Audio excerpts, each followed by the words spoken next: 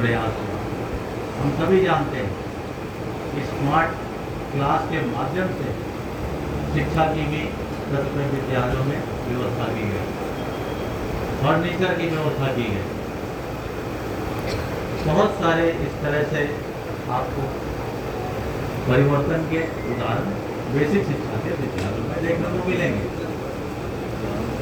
नई भर्तियाँ हुई, युवा शक्ति शिक्षक के रूप में विद्यालयों में आए, नई टेक्नोलॉजी नई सोच के साथ उन्होंने अध्यापन को बढ़ाया। बेसिक शिक्षा विभाग ने भी IT सिस्टम को बहुत अपने कार्य में इसको अपनाया और इस सब का समग्रता से जो परिणाम है बहुत ही अच्छा।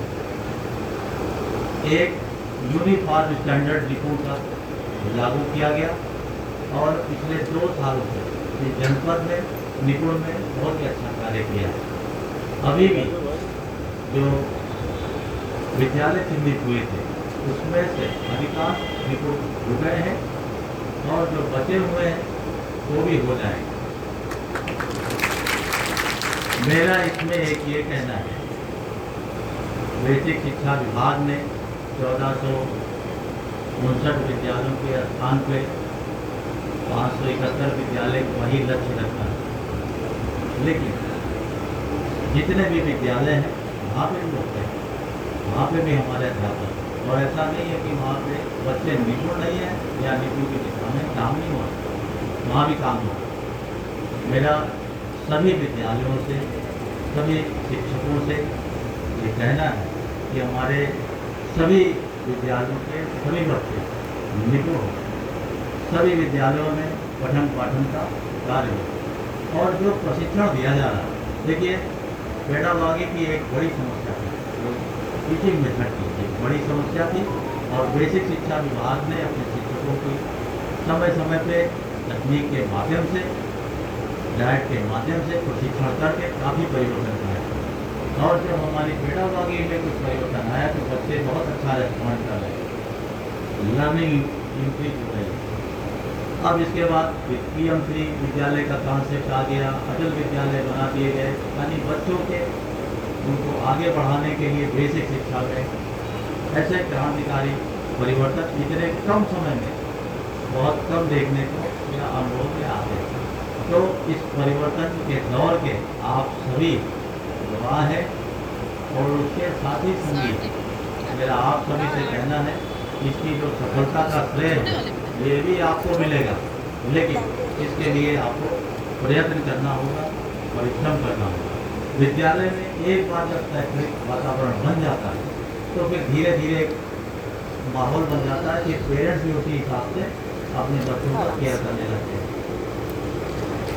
दूसरा जो विषय है हमारे माध्यमिक शिक्षा का है, यहाँ पे DIO साहब बैठे हुए हैं और जो सबसे बड़ी उपलब्धि रही है वो ये रही है कि 0 कॉपी नकल विहीन परीक्षा, कहीं कोई इसमें गुंजाइश नहीं है, एक बड़ी उपलब्धि रही। और हम सब जानते हैं कि नकल ये कैंसर होता है, उनके सीखने के प्रवृत्ति को खत्म कर देता है, गलत रास्ते जाने के लिए उनको प्रेरित करता है। तो ये जो माध्यमिक शिक्षा विभाग ने पिछले 6-7 सालों से हमने ये अनुभव किया है कि जिस हिसाब से नकल को बिल्कुल जड़ से मिटाने के लिए जिस हिसाब से व्यवस्था बनाई है, अब उसके बड़े ही अच्छे परिणाम हमको अपने माध्यमिक शिक्षा में बच्चों के शैक्षणिक स्तर में देखने को मिल रहे हैं। ये ऐसे ही नहीं संभव हुआ है। हमारे जो भी प्राचार्यगण हैं, शिक्षकगण हैं, प्रवक्तागण हैं, उन्होंने भी काम किया है। अब इसमें लेकिन और काम करने की आवश्यकता है। शिक्षा में अगर अंतर्राष्ट्रीय स्तर पर हम जाते हैं तो ये देखते हैं कि हमारे यहाँ IITs हैं, IIMs हैं या मेडिकल के बहुत ही हाई क्वालिटी, लेकिन उसके नीचे का जो अभी है उसमें बहुत हमें गुंजाइश है माध्यमिक शिक्षा के स्तर में। और जो ये ग्रेजुएशन MA या पोस्ट ग्रेजुएशन है, इसमें भी अभी बहुत काम करने की आवश्यकता है। अपने स्टैंडर्ड को हाई करना है। ये जो रट के फिर इसके बाद लिखने की परंपरा है, इससे हट के कैपेबल बनाना है, एक स्वयं वो सोच सके, इतनी कैपेबिलिटी हो जाए कि खुद नई नई चीज़ें अपने वाक्यों के माध्यम से या कोई मॉडल के माध्यम से प्रस्तुत कर सकें। अब ये स्किल उनको देनी है। दुनिया के लिए हम नागरिक बना रहे हैं। आपके जो शिक्षक गण है, आपकी प्रमुख भूमिका नागरिकों का निर्माण करना, सृजन का कार्य है।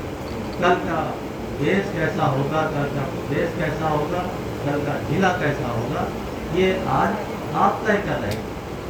ये कम मात्र नहीं है, बहुत ही महत्वपूर्ण भूमिका है आपकी, और इसको हमें बहुत ही गंभीरतापूर्वक ये देखना होगा। जितने भी यहाँ हमारे माननीय जनप्रतिनिधिगण बैठे हैं, सबके जीवन में उनके जो भी टीचर रहे हैं, गुरु रहे हैं, उनके द्वारा दी गई शिक्षा कुछ न कुछ जरूर सभी के व्यक्तित्व में है।